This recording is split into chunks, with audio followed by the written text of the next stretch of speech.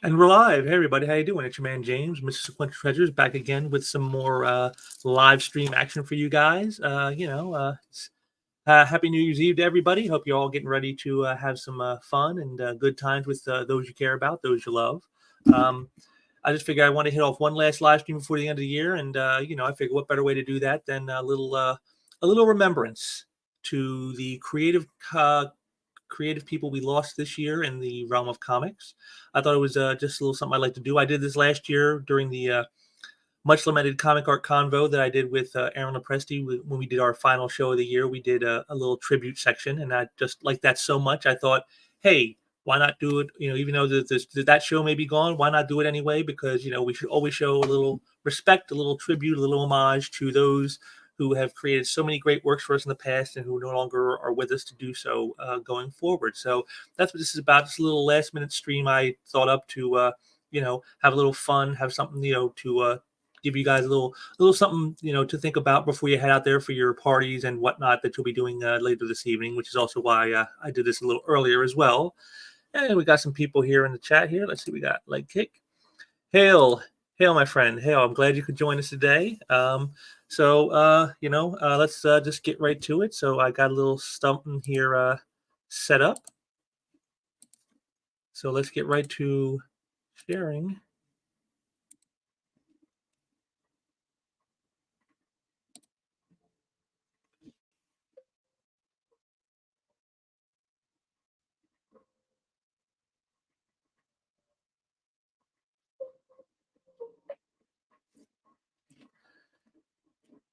And there you go, a little musical intro to set us all off for the event here. Now, again, this is a little something I just kind of put this together pretty quickly. Didn't spend a whole lot of time on it.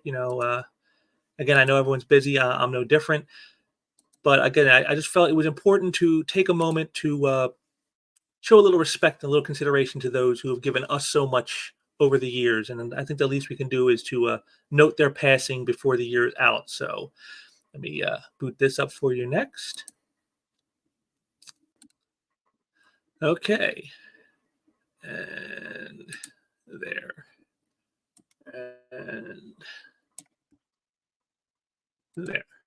Okay, now first up here is this one was kind of a little bit of a surprise to a lot of people when it happened. This is the very first person who passed this year, Lee Moder, who many of you may know from his work at DC Comics. He passed on January 15th, just a couple days after my birthday, in fact. And he was only 53 years old, which is a little troubling to me because this year, my birthday, which is now less than 2 weeks away, I'll be turning 50. So to see someone that young passing away is always a little troubling. But, he was known for, his great work at DC on books like Wonder Woman, Legions of Superheroes, other stuff. He did some stuff on Event Comics, Painkiller Jane. But, of course, his greatest contribution is right here, Stargirl. He co-created Stargirl with Jeff Johns in the series Stars and Stripe. And, just you can see he has a very cartoony style, which, kind of worked with some of the fun vibe that this book had.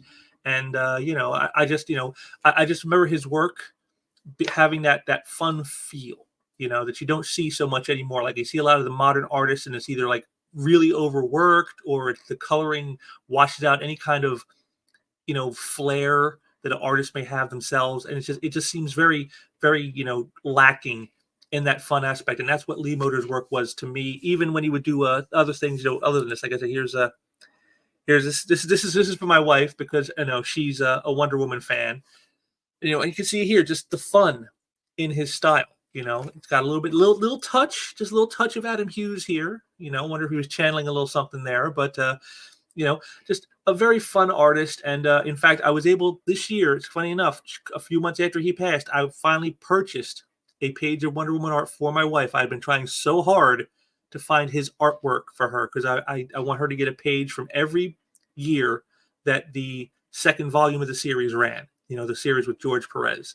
And this was interesting to me because, it was so hard to find his work. Until recently, there wasn't much out there.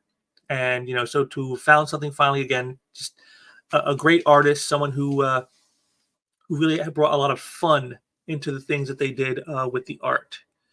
And so next up on our list here, now this is one, there's going to be a couple on here from Japan, because, we got to show a little respect to the people who are currently dominating comics, the manga crowd.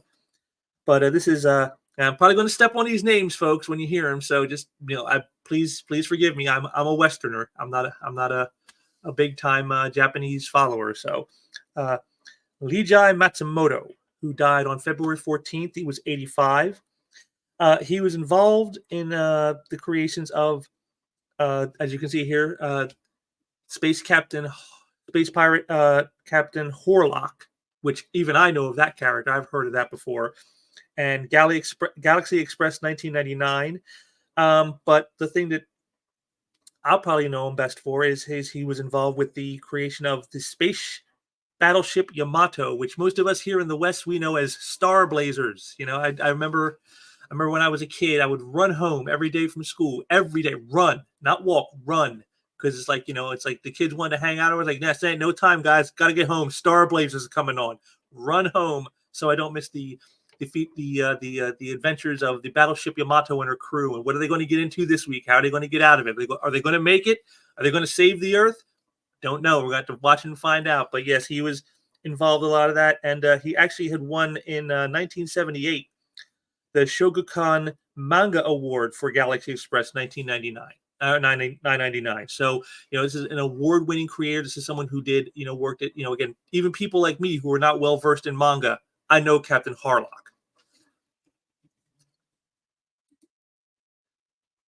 Yes, the wave motion cannon. Yes, leg kick. Yes, that is. We lived for the wave. That's what you waited for every episode. Come on, you're going to fire it at some point. Fire the wave motion cannon. You just waited for that moment. The ecstasy of a young child, just waiting for something like that. But and here's another creation that spun out from the Captain Harlock, which is, from Galaxy Express 999, which is Queen Millennia, another one he worked on. And you can see here a lot of that style that we associate with manga and anime and all that stuff. If you just looked at these two images you just saw from him, very much he's like one of these guys who is like a progenitor, someone who, like, when you think manga, you think this style, just like this. Look at the lines, the curves, the eyes, the way the little nub for the mouth is, the chin line. I mean, all of that stuff. This is what you think of when you think manga. At least that's what I do, because this is what dominated for quite some time before they started experimenting with more different styles. This was the house style of manga for like the 70s, 80s, and even well into the 90s. So, like, a very classic standard. He I said he worked on some things that, again, even I as a child knew that work.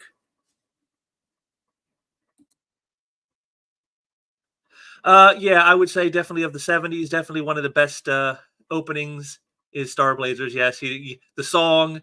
I mean, I just love that too, because the song it just basically laid out the whole plot of the story for you right there before you even had watched the episode. It got you right up to speed. Like, you just listen to that song, now you know what's going to be happening, and I just love that. Again, it just shows you how smart and for how long the Japanese have known how to market, and especially how to market to children. Again, this is just what they do. This is their stock in trade. But yes, Leiji Matsumoto, 85. His contributions to our youth will never be forgotten. Okay, next up here we got Joe Giella, who died on March 21st at the ripe old age of 94. Can you believe that? 94. And he's certainly someone who's done a ton of work in this industry. During the early 1950s, when there was a lull in the superhero popularity, as we all know what happened there in the mid 50s, he worked on westerns, inking guys like Alex Toth and Gene Colan on Western comics. I don't mean Western as in like the West. I mean like West as in like the old West. And then when the Silver Age of heroes came along, he was inking science fiction stories, including Adam Strange and Strange Adventures, and Batman on the likes of someone like Sheldon Moldoff and Carmine Infantino. So again, two more classic names. And then when the 60s came along and the superhero genre really kicked into gear, which, you'll see stuff like this here. Like here he is inking Mike Sekowsky on this great Justice League cover. But, he also prominently inked on the reboots of The Flash and Green Lantern, inking, again, Carmine Infantino and Gil Kane. So, I mean, this is a guy who, worked a lot of stuff, in the golden and silver ages, one of our few probably remaining links to that time. And, it's kind of a loss, but again, he had a long life. 94 is nothing to shake a stick at there. And you just see here the bold lines. That's what I know about him for, bold lines. Even I myself own a piece of original art that was done by inked by Joe Giella, by a page from World's Finest Comics number 207, where he inked the great and late Dick Dillon. And, just the very thing that just struck me right from the beginning when I first saw it was the bold, dark lines. I mean, just look at the outline on Batman. Look at that. Look at the outline on Wonder Woman. Even from a character that's in the background, just the solid, thick line, like on her legs. I mean, just it really helped perpetuate and propel the characters to you like that. That's what you want when you see something like that. And here's a little more of him, working. I think this is with Gil Kane, I believe, on the Atom. So I mean, again, just you can see that the shadows on the cat. Again, those bold lines, hard, that just all enveloping. And, no matter who he inked, I think he was like one of those guys of the era working with again, with the classics like, Infantino and Kane and Dillon and all those guys. He made them look better. He brought like I call a touch of modernity to these guys who, were working in a style that was, classic even in its time. And he brought a little modernity to him. He brought a little forcefulness in his work. And, I really enjoyed it. That's why I'm very glad to actually own a piece that he actually worked on. Again, the great Joe Giella, another golden age tie lost to us this year. And he won't be the first and he won't be the last you'll hear in this. Okay, next up here we have writer Steve Skeates, who died on March 30th. He was 80 years old. He actually had moved to New York to become an assistant editor to Stan Lee, but his lack of skill in that department quickly became apparent, and so then Lee grew frustrated with him, and then within 2 weeks, Roy Thomas became the new assistant, and he was assigned to write Western comics, the Old West. Kind of funny. But using his brief time working with Stan Lee that way as a calling card, he got work at Tower Comics, Charlton Comics, DC Comics, Gold Sea Comics, Red Circle Comics, Archie Comics, and Warren Publishing. So he did a lot of stuff. And his stories were illustrated by, again, just a little cavalcade of classic, artists. Everybody, names we all know. Gemma Parro, Dick Ayers, Gene Colan, Alex Toth, Gil Kane, Ogden Whitney, Ramon Fradon, Mike Grell, Wally Wood, and Dick Giordano. All these, he's worked with all, and of course, as you can see here on this great book that he wrote, and I believe helped co-create the original Hawk and Dove, worked with the great Steve Ditko. So, I mean, just this guy who, stumbled into this and just kind of, ended up working with like a lot of the greats. Just one of those guys. Just the timing, I guess, the way he played it. And he was working for comics in the early 80s. In the early 80s, actually in the 70s, he did Plastic Man and created the villain Carrot Man. And then in the early 80s, he was working for comics from a distance by writing for Gold Key and Marvel through the mail. And then in 1984, Marvel editor Larry Hama tapped him to script the generic comic book, which he did anonymously. And then in the mid-'80s, he also co-wrote a handful of episodes from Transformers, G.I. Joe, A Real American Hero, and Gem and the Holograms. So, I mean, again, another guy who worked on a lot of stuff we all grew up watching. If you were a kid of the 80s like I was, G.I. Joe, Transformers, and you even know Gem. So here's a guy just did a ton of work. A lot of great stuff. And here's some more. I believe this is from one of those DC special series books with the gorillas. And again, just a fun stuff. This is a guy who was very, very prolific, but you may not have remembered the name, but you knew the work.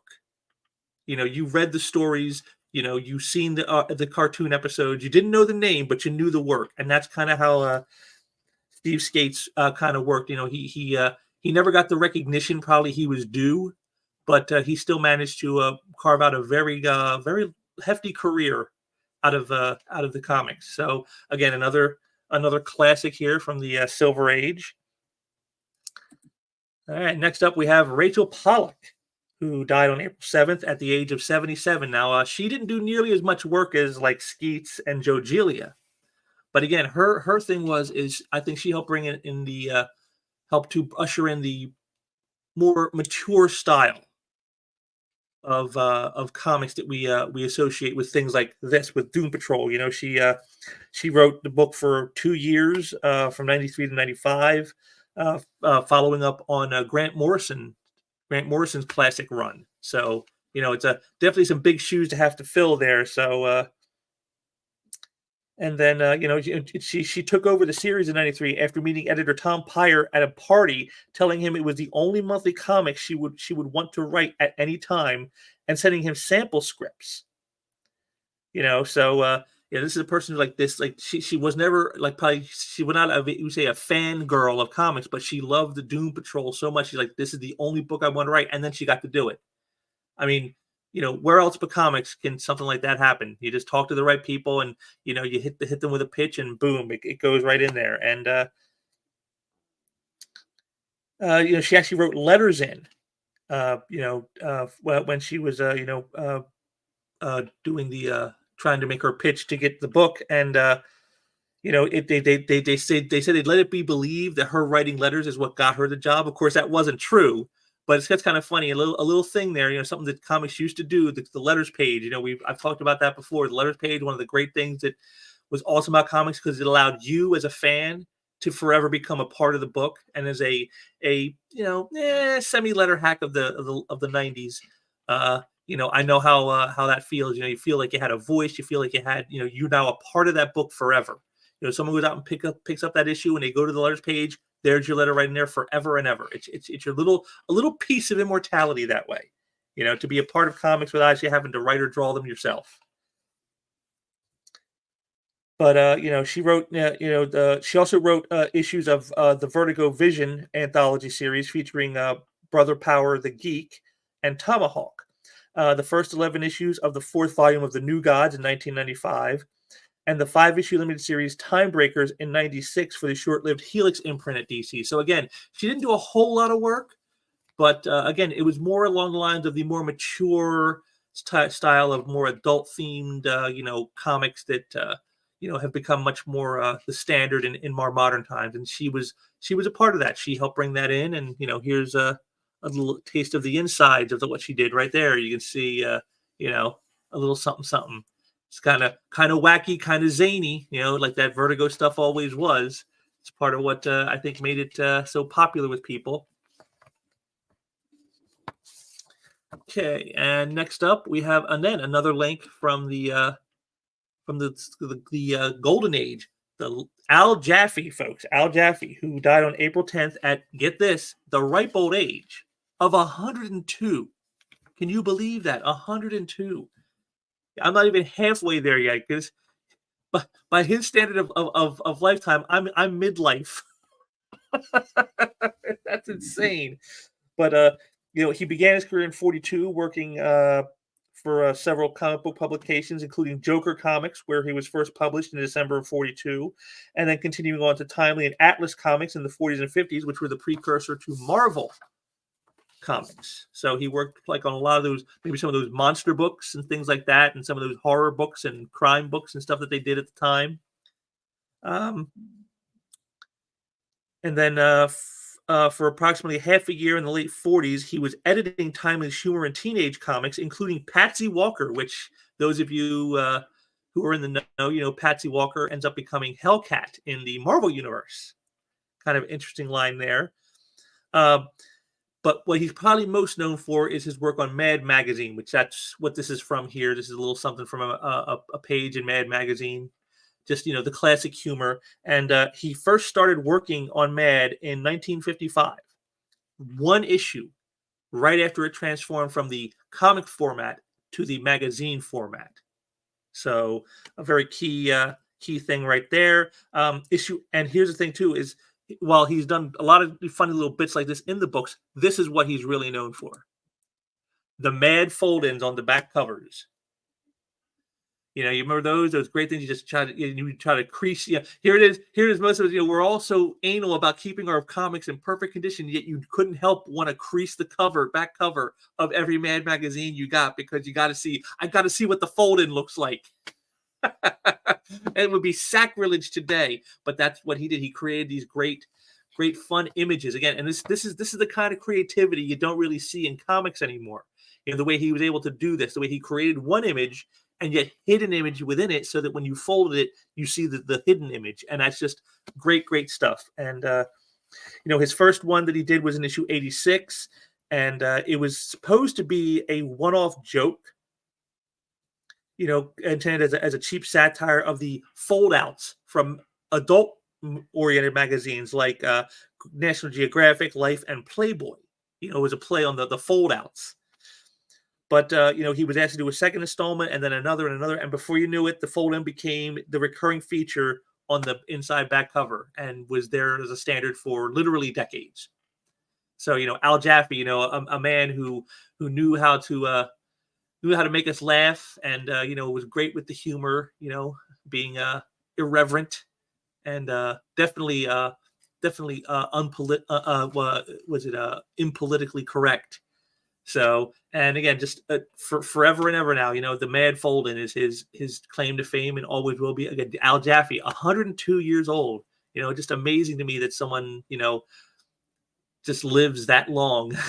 Because at near 50 now, for myself, I was like, I already feel like I've lived already more than 102 years. So, it's just amazing. But just great work. Again, another link to the golden age, gone forever. But the work will always be there. All right, next up. Now this one is one that hurt probably all of us the most. We lost the great John Romita Sr. He died on June 12th at the age of 93. And when I think classic Marvel Comics, when I think of the powerful images, like this cover here, I just think John Romita Sr. He to me he was the Marvel House style of the 60s and even the 70s. Everyone was trying to do what he did. Guys like Ross Andru, guys like even Gil Kane to a degree. I saw trying to take on some more, like his later works, looking more like him. So Romita Sr. definitely played a huge role, and he worked in pretty much, I think, just about every genre you can think of. He did superheroes, he did romance comics, he did horror. I believe he did some Western work. I'm not sure about war, but I'm sure I wouldn't be surprised if I did some digging. I'd probably find some war comics he worked on. He worked in pretty much every genre. And, just look at this image and just tell me, and I love, even before it was like a popular thing to do, like if you look right down here, folks, look where the hand is, this little bit of stuff right here. That's his signature. He wrote his signature into the image back at a time when that really wasn't done. You would find a little spot off to the side and you'd put your signature there, and that's where it would be. He actually worked it into the image, and that was something, again, that was not done very much at the time. We got some more. Yes, he was. He was definitely, yes, he was a longtime art director at Marvel too, and yes, he did have a lot of influence. Yes, he did. This is just a guy who was your consummate professional, and to me, I know Steve Ditko co-created Spider-Man with Stan Lee, but to me, John Romita defined Spider-Man, because again, for the next 20 years, until along came a little guy called Todd McFarlane, everybody who ever tried to do Spider-Man was trying to do it the way Romita did it. Like I said, Ross Andru and Ron Frenz and Ed Hannigan and all these great artists, they were all in some way, shape, or form trying to ape what John Romita Sr. was doing. So to me, that what more can you say? And of course, there's his greatest creation, of course, is Mary Jane Watson. That is what he'll probably be most known for forever. The very first appearance, Face It Tiger, you just hit the jackpot. That was his calling card from that on. But again, just another another image here for you guys to see. Just again, look at that. I mean, again, this was the standard for Spider-Man. This is what everyone tried to do for literally 2 decades. This is all anyone tried to do as far whenever they draw Spider-Man, try to make it look as much like John Romita Sr. as you can. And I don't know what more of a compliment you could give an artist than to say that everybody wants to draw like you. And that's exactly what, you see here. Just the layout, the design, the shading. I mean, that was always how I could always tell a John Romita work is look at the shading on the feet and on the legs and like the musculature in the arm, the way he does those little lines. You can always tell a Romita touch. You can always tell. And this was a hard one for me. This one hurt me a lot because I love John Romita's work, and I so wanted to meet him. I never got a chance, but man, and now I never will. But man, it's his body of work. I mean, probably one of the most prolific artists of the era that he was in, and again, even doing work later into the 80s and the 90s, and even into the 2000s, he was still doing work. I mean, this is just like a Renaissance artist right here, folks. A man for all seasons.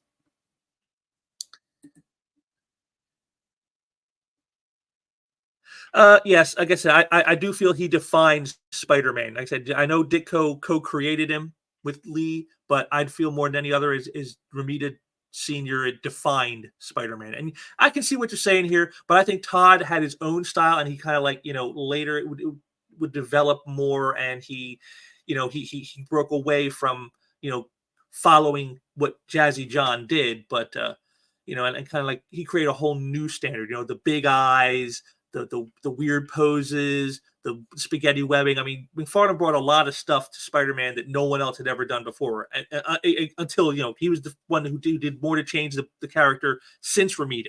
So I mean, that's what I'm saying. So for like at least throughout the 60s, 70s, and well into the 80s, everybody is trying to be like John Romita, and 25 some years of people trying to emulate you. What bigger compliment can you have than that?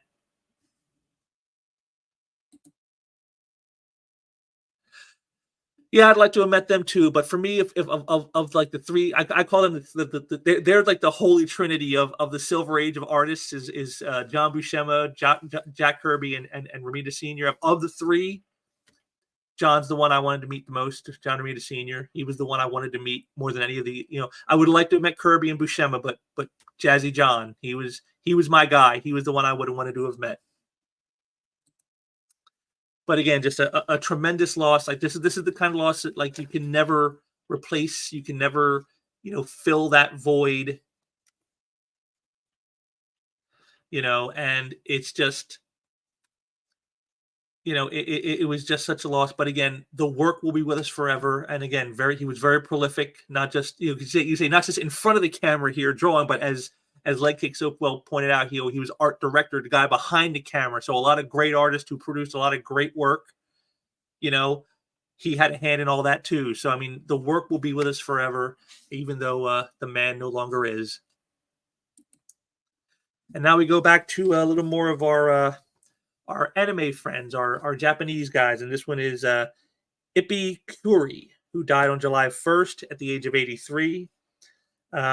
As a child, he read comics such as Superman, which were discarded by American troops who were stationed in Japan following the occupation after the war. So he became a fan of comics through American comics. That's kind of funny how a lot of these Japanese guys, they became fans of this stuff because of what the Americans were doing in like the 40s and early 50s. This is what made them the fans of wanting to create their own stuff. I always thought that was kind of interesting. He worked with his brother, who was already a successful illustrator and manga artist, and then made his debut in 1959 with Aber Tengu, whatever that is, a Japanese magazine, and in the Japanese magazine Z Boy. So again, he got his start, like a lot of guys do, smaller things that probably most of us have never heard of. But he co-founded the animation production company Tatsunoko Productions with his two brothers, and and over the years he did a lot of things working for the company. Just to give you a few of the things he worked on that are probably those of us here in the West would appreciate is he did planning designs, animation producer, director, all kinds of stuff, and In 60, 67, 68, he was the executive producer of Speed Racer. We all know who that is. And then in 72 through 74, he was the producer for Science Ninja Team Gatchaman. And in 78, he was the producer and character designer for Gatchaman 2, which is what this one, which was, again, us kids of the 70s and 80s who grew up with it, you know it as Battle of the Planets, Gatchaman. So he's one of the brainchilds behind, again, another tie to my youngest years of life. And again, just like with Starbladers, that intro music, it's just so perfect. Great stuff. Let's see. And then the last thing I got here that I noted was in 1990 and 91, he was the general production manager for a thing called Kyoto Ninden Teiendeni, which I think is like some kind. It's armored cats. So when I saw it, I'm like, is that where Shane Davis got his idea for Starlight Cats in armor? Because that's what these things were, and I just started laughing about it because it was just so funny. Got some more here from Leg Kick. Yeah, it is. It is very much. I mean, but if you really look a little bit deeper into it, you'll see that there are some fundamentals that are universal, which is why it works. They've got their own style, their own flair, their own culture, that's different from ours. But there is a baseline that runs through it all that is, just like I said, universal to whatever you do, comics, manga, animation, anime. It's all interconnected through that. And again, great guys like Kuri here, they are able to tap into that and create something that can bridge those cultural gaps. And again, just like he did with Gatchaman, I mean, again, does any of us who were around in the 70s and early 80s, do any of us not remember watching Battle of the Planets? I mean, they've even brought it back in here in America, with comics in the 2000s and stuff. That's how much we remember this stuff. So, I mean, that the impact is always there. Yeah. Yeah, that's true. That is true. Like I said, it just like I said, with him, his love of comics came from reading American comics in the 70s and late 40s and early 50s, reading Superman and stuff of that nature. So that's where they got their love of this stuff. And so, again, and I know this as well because, again, a story I'll relate to you is the Disney movie Fantasia, the original from 1940, was banned in Japan at the time because of the war. And, so they would not allow it to be shown anywhere in Japan, but they let one artist, one, animator see it so that they could create a version for the Japanese. That's how much of an impact Disney had, is that they didn't want people to see their stuff because they knew they would love it. So instead they let one guy see it so he could create a knockoff version for the Japanese public. I mean, that's just insane to me. That's that kind of stuff happens. But it's amazing what you see it can happen with this. And here's another one from Kuri. I mean, again, just look at that. I love his use of color in this. And just beautiful. The blending. It's almost like a watercolor painting. And we got here some more people coming in here. Hail, Blackjack. Hail. Glad to have you here, my friend. Glad to have you here. So yeah, again, just another one of these greats of the anime field. Again, he and again, just like with Matsumoto, again, guy who lived a pretty long life. Matsumoto was 85, and here Kuri, he's 83. So again, long lived, and again created classics that we all still know and revere to this day. I mean, what more can you ask for from any artist? Okay, and then we come to Dan Green, who died on August 19th at the age of 70. And again, anyone who's read comics, especially Marvel comics, Dan Green's work. He's worked on so many things. He began working in the mid 70s and even worked up to the present day. So we're talking 40 years of just producing comics. And he had runs with Spider-Man, Doctor Strange, Wolverine, the Hulk for Marvel, Justice League for DC. He co-wrote and provided watercolor illustrations for the graphic novel Doctor Strange into Shambhala, and he also did a watercolor painting for the cover of an issue of Gargoyle in 1985. His inking often was inking great talents. Again, just like with Joe Giella, just the names to list off, both the Romitas, Sr. and Jr., John Byrne, John Buscema, Sal Buscema, George Perez, Keith Giffen, Gene Colan, Jack Kirby, Steve Ditko, Carmine Infantino, Al Williamson, Bernie Wrightson, Keith Pollard, Rick Leonardi, and of course, as you see here, the great Mark Silvestri, which he's probably best known is his work on X-Men, both with Romita Sr. and then later with Mark Silvestri. He had a very long run on X-Men. I chose this image because I love the Inferno storyline, and again, you get both teams. You got the original team of the X-Men with X Factor, along with members of the current team. I just love that image. And again, you can see just and here's a little more, maybe a little something.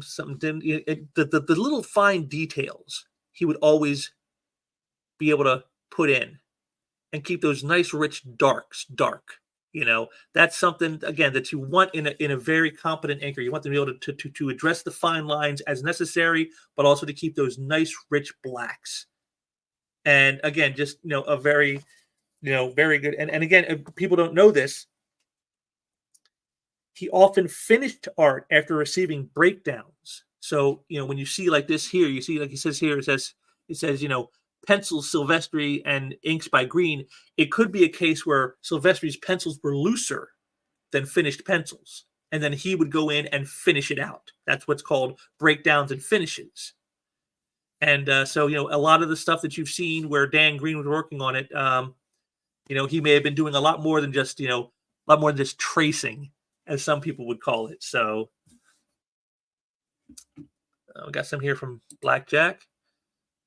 Yeah, he did a lot of great work. Yeah, John Byrne was definitely one of those guys. But like to me, I will always know him as the X-Men inker, and Wolverine, because then he later followed Silvestri over to Wolverine when he started doing that. So like to me, he's like the guy with the mutants. He's the mutant inker because he inks so many great artists, and had such a long run. Like I said, worked with guys like John Romita Jr. and Rick Leonardi and Mark Silvestri, and just so many great talents on the X-Men books that he worked on. So that's what I will always know him best for. Of course, I do know he actually did some penciling as well. There was a Doctor Strange story, I believe. I think it's issue 59 and 60, where Doc gets rid of all the vampires in the universe, basically. And those issues are penciled by Dan Green. So he actually did do pencil work as well. He just, but he's much more known for the inking, again, working alongside some of the greatest artists, of the bronze and copper era.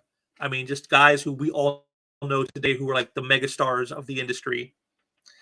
And again, just another loss for comics that it really can't afford to be having, given the current talent pool we have working. This one's a little different. This is Gerry Shamray, who died on September 25th at 66.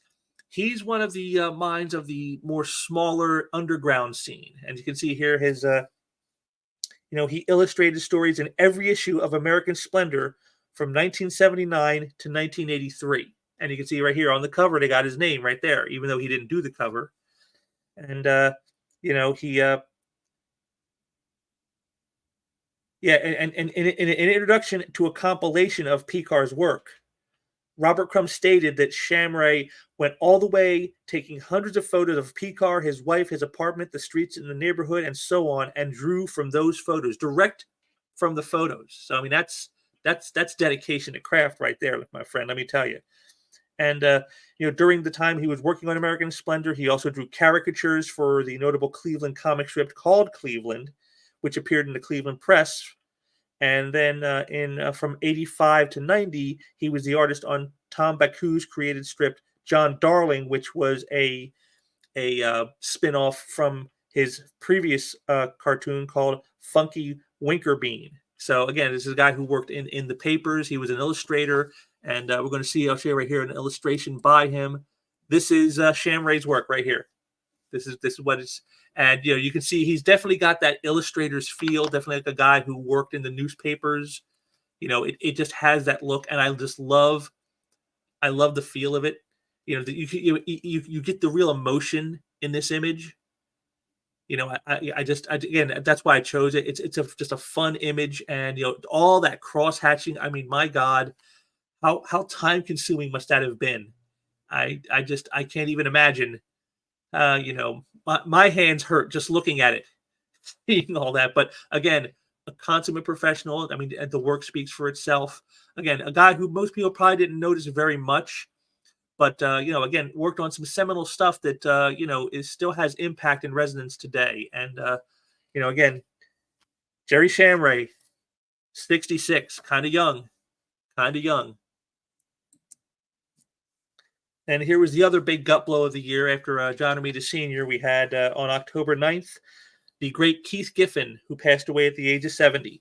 And Giffen's work, again, it speaks for itself. He's another one like Romita with a long history working on a lot of stuff here. His first published work was The Sword and the Star in a black and white text story in Marvel Preview number 4 in 1976.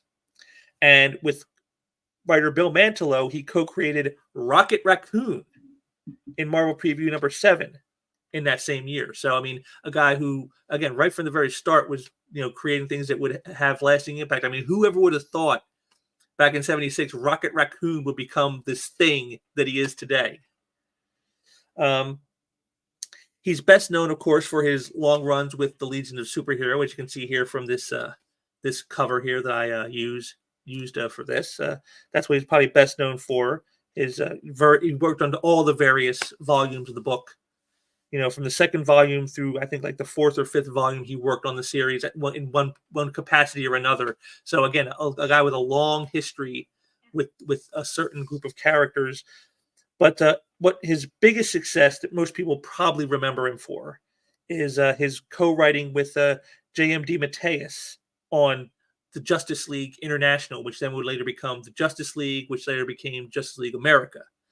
And, the Blah-Ha-Ha League, as it's lovingly referred to as, because it was very much not nearly as serious a superhero book as it could have been. And this, of course, spun out also the Justice League Europe book, which he co-wrote with DeMatteis as well. And as far as any other notations here of note form, he also created the irreverent wannabe hero Ambush Bug and the main man himself, Lobo. So, I mean, again, a man who, again, very creative, done a lot of great work, created characters that are enduring to this day. Here's some of his interior work, and I just love this. It's the classic 9-panel grid. I mean, this is a hard format to work in. A lot of artists I think today couldn't do page after page of 9-panel grids, but yet he was able to do it. Giffen was able to do that. I mean, again, probably because he also did writing, so he understood how to lay something out in a way to get the maximum impact in a small amount of space. That is something that is very much lacking, I think, in a modern comics guys. They do a lot of big panels, a lot of splashy pages, because they don't know how to do great sequential storytelling just like this. You just follow right along on the panels, and there's so much detail in each one, and yet it's a very small image. And so, again, just another great talent, another great, Bronze Age standard. Keith Giffen passed away at age 70. Okay, next up here we got, again, another one who kind of went a little earlier than we probably all figured they would. Steve Erwin on October 25th, age 63. So again, not exactly, not a young man, but compared to a lot of the names you just heard on here, died a lot sooner than later.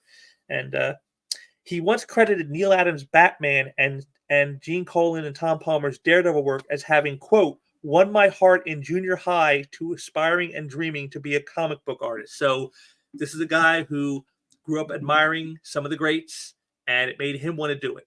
He's of that caliber, that era. His first published work was Grimjack number 18 in 1986, published by First Comics. And then during the 80s and 90s, he worked primarily at DC. His first published work there was Vigilante number 48 in December of 87. And then he co-created Checkmate with writer Paul Kupperberg. So again, another one who's out there creating lots of stuff. But I think his best work, and again, what I know him best for, is what happened a couple years later in 1991 when he teamed up with Marv Wolfman and launched the Deathstroke the Terminator comic. And that's what I know him best for, is Deathstroke the Terminator. That was a very excellent book, especially in the earlier issues. And he drew the book from 1991 to 94, and in that period, he also did an annual, Deathstroke Annual number 3, which he co-created the character here of Gunfire with Len Wein, who, as you can see here, then who does the book? Well, Len Wein and Steve Erwin. And he also did the comics adaptation for Batman Returns, the Star Trek The Next Generation Shadowheart, the graphic novel adaptation of Ashes of Eden, and also did the Mike Danger series for Techno Comics in the late 90s. So again, someone who did a whole lot of stuff. He was a big 90s guy. Again, someone who the name may not be familiar, but yet you know the work. If you were reading comics in the 90s, you were probably reading something that was drawn by Steve Erwin. Got Blackjack here. Yeah, I remember from Jim Grack and Ultra Force. Yeah, like I said, I remember him most from Gunfire here, and again, just the second image here, right here, Deathstroke. And this is from, I remember this is from issue number 7. It was Deathstroke versus Batman, and it's like that was like the issue to get at the time. Like when you saw it was going to be Deathstroke versus Batman, you're like, oh, I gotta get that. And this image right here. This is why. I like how he lays out the fight scene. It's all staggered on the first page here. You see here, it's all kind of staggered, like it's falling apart. I like that. It's because it's chaotic. And then, as you can see, as Deathstroke gains the upper hand, it becomes much more solidified, much more, less chaotic. And I just love the way he laid out that fight. And it didn't last long, as you can see here. It was not a long fight. So again, Steve Erwin did some great art like this. Again, it's like I said, this is probably going to be what I know him best for until the end of time. Is his great work here on Deathstroke the Terminator. Really, with those great Mike Zeck covers. I mean, how could you resist a series like this? So again, the great Steve Erwin. But again, he passed young at 63. So again, another guy who might have been taken from us a little sooner than should have been. But again, we still have the great work of the 90s from him to always remember him by. Now, this one's a little bit different from all the rest. This isn't a guy who was into comics, but he's an artist whose work we all know. Roger Kastel, who died on November 8th at the age of 91. And he's known for creating a few key movie posters. Original artwork. And of course, this is probably one of his biggest, is to claim fame for Jaws. I mean, we all know this image. If you took all the text away and you just had just that image in the center of the girl in the water and then the shark coming up, and you just saw that, you would immediately know what that is. That's the kind of power that you don't see a lot of with a lot of artists, where they can just create an image that is so impactful, that is so resonating, that is so indelibly like seared into your brain, and that's what Kastel was able to do. He did it here, and he did it here.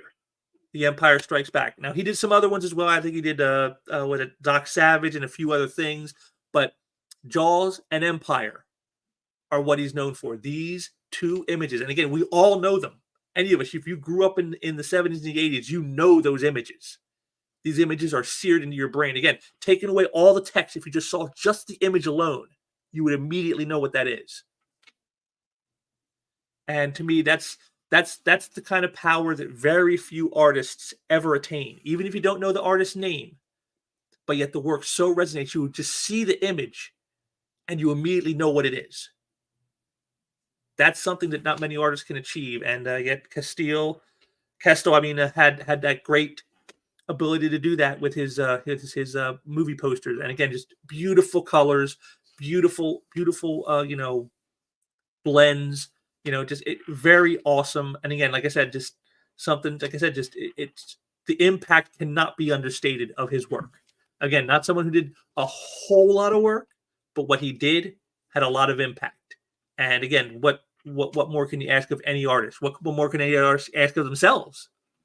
But yes, Roger Kastel, 91. He's his work will live on forever, and we will always remember these images, in our collective consciousness forever. And even future generations will remember these images, even if they don't remember his name.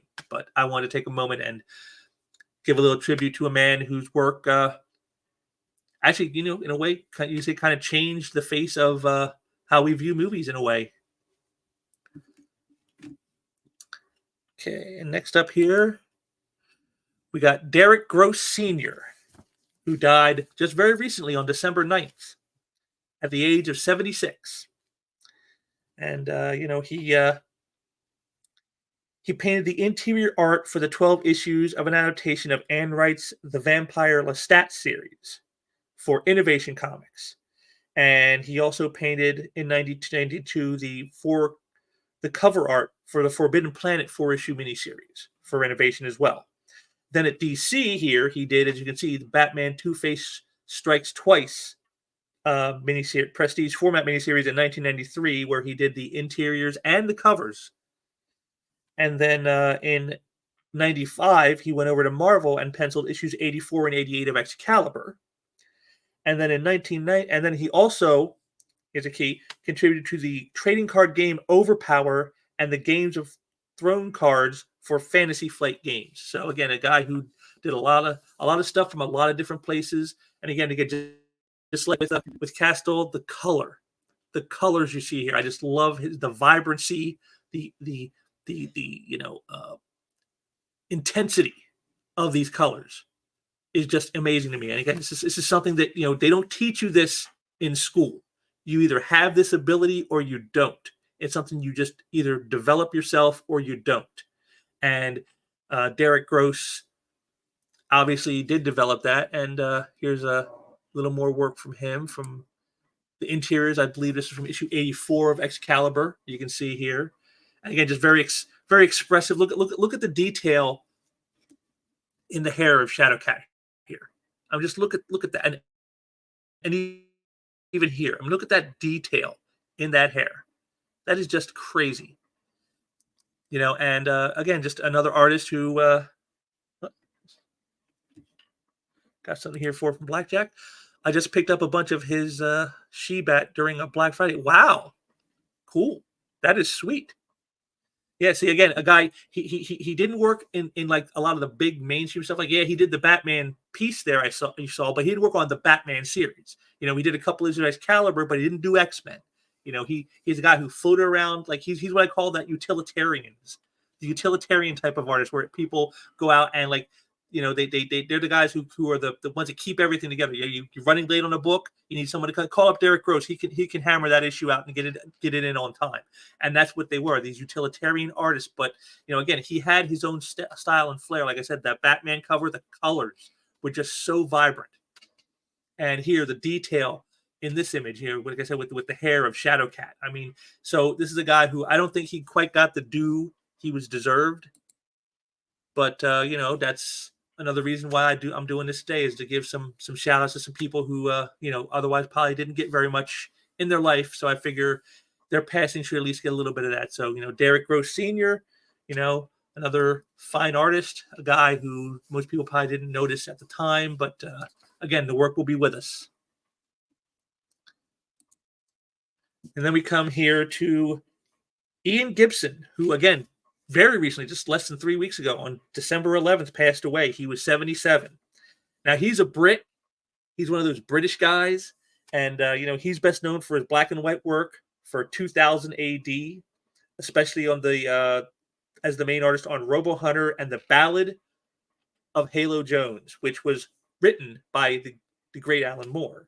And he also has runs working on Judge Dredd. So he's like one of those guys who, if you're into the British guys, you know who Ian Gibson is. But he did stretch himself out into the American market, and he made a decent name for himself drawing Mr. Miracle for DC Comics in the '80s, and he also worked on several Star Wars titles for Dark Horse. So again, another guy who, and you can see from his style again, just look at the colors. I mean, whenever I see artists who do all the work, they do the pencil, the inks, and the colors, I'm always impressed with how they handle their colors.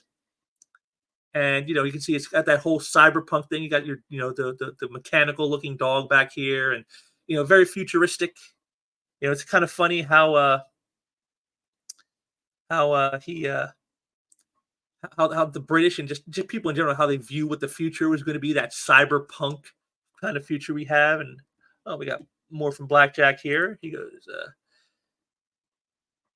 now who did Ian Gibson or Daerick Gross Sr.? Because I'm not sure which one that was for, but yeah. But again, this guy Ian Gibson here, again, just another one of those classic British guys who like doing the British thing. And let's get a little interior work here for you. Thank you, Blackjack. Yeah, here's the interior again. Just looking at this, just the crazy zaniness of it. And what it's like a turtle with a lizard's tail and a rooster's head. I mean, what is this? I mean, that's what I love about some of these British guys, the crazy things they do with their own creations that they've worked on. Just they just go all out and just totally, out there. But I guess it goes with that dry British wit they have.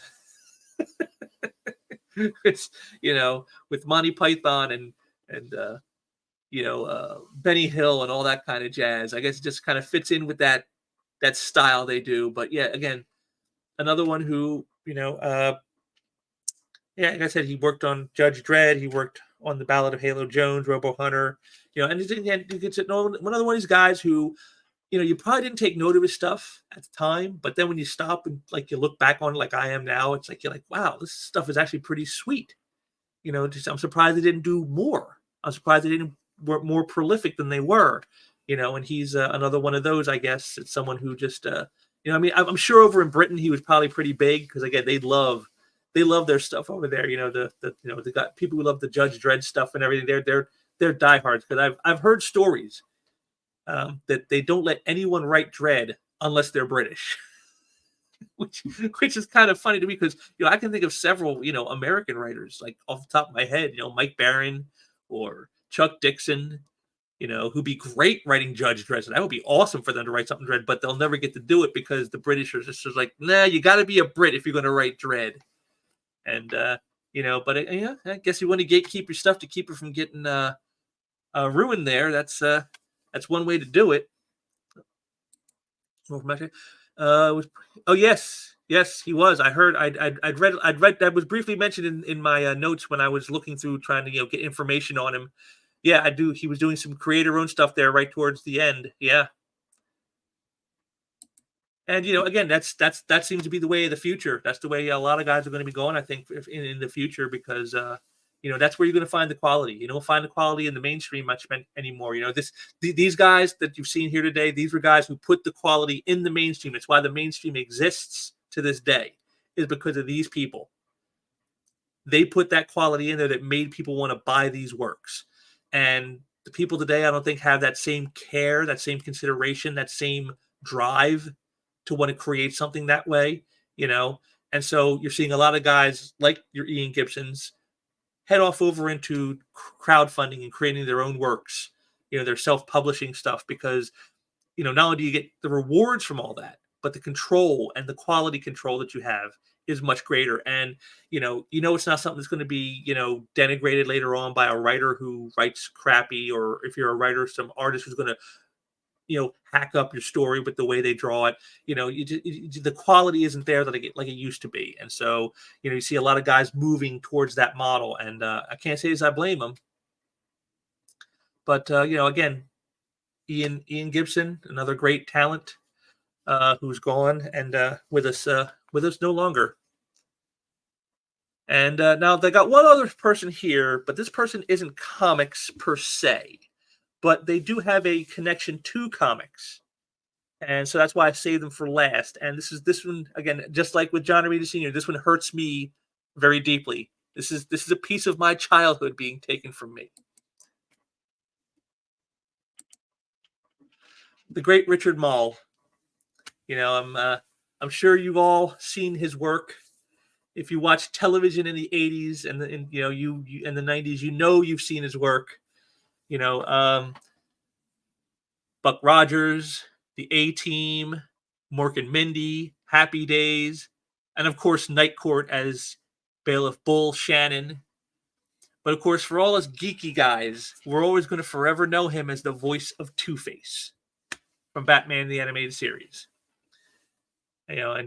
But of course, I knew him before that. Of course, I mean, like I said, I've seen all the TV shows of the '70s and '80s with him in them, just about. So I was very familiar with his work. So that's why when I started, because when Batman the Animated Series came out, I was 18, and so the minute I heard the Harvey Dent Two-Face voice, I immediately knew. I'm like, oh, that's Richard Moll. I know who that is.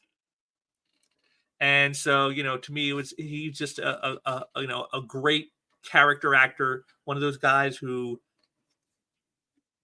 yes, Leg Kick, Night Court is his biggest claim to fame, I know. But I'm saying, but for us geeks, us comic nerds, we'll always probably remember him best as Harvey Dent Two-Face.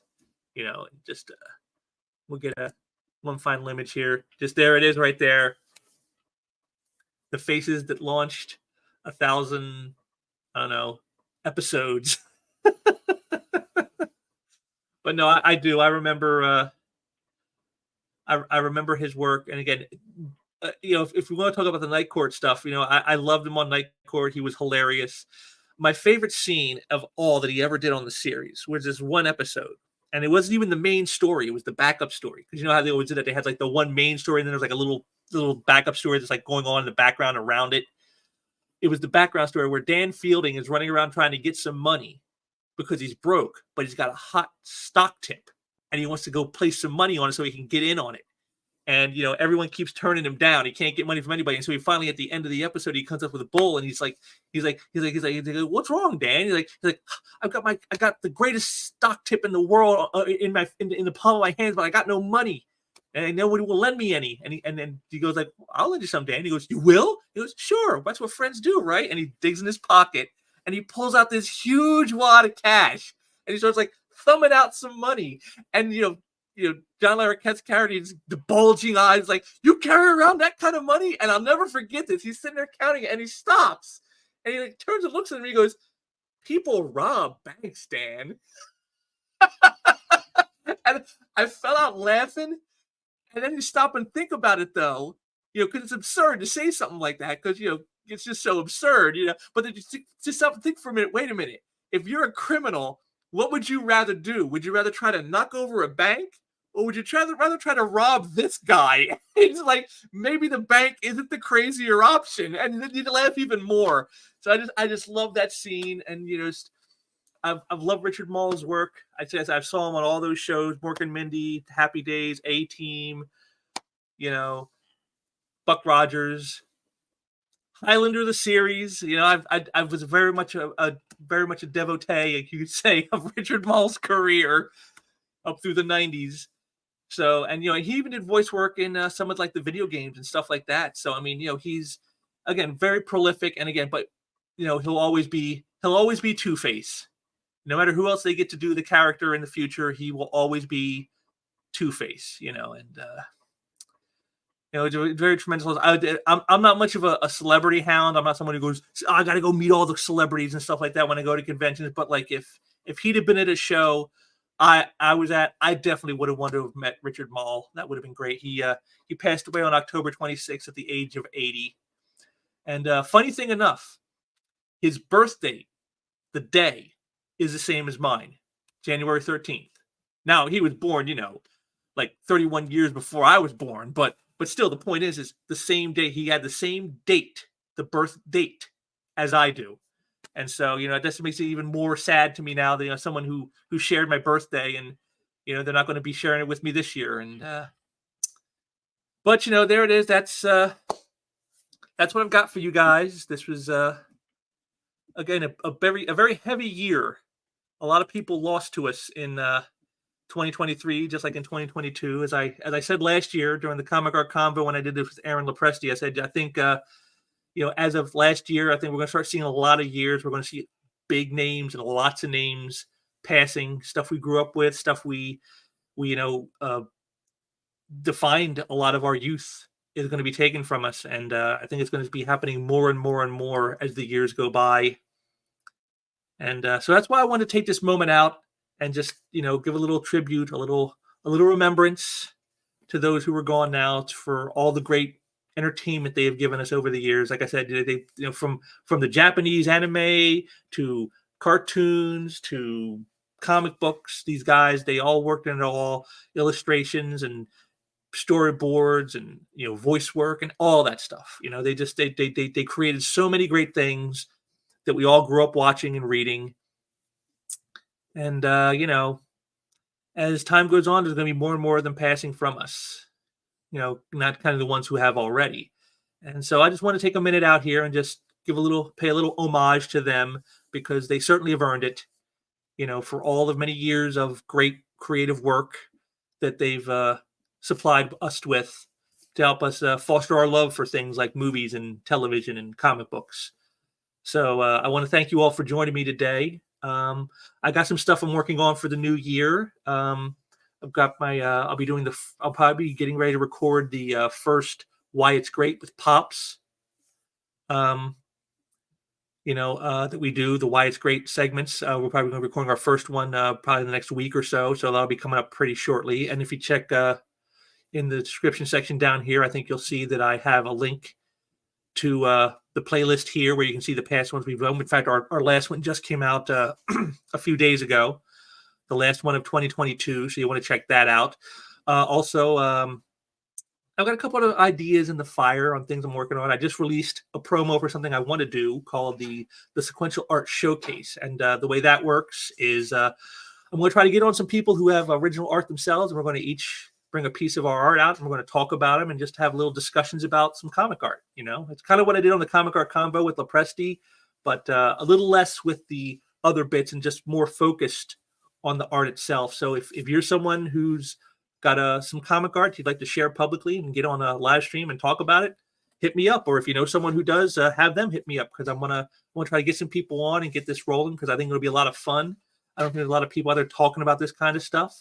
And so I want to get that rolling. And I got a couple other things I'm working on, some things I'm thinking about. So we'll see where 2024 takes us. But again, I want to thank you all for joining me today. I want to have a happy New Year's Eve, and spend it with the people you love. And hopefully 2024 will be a bigger and better year for all of us. So I thank you for joining me. And until next time, take care.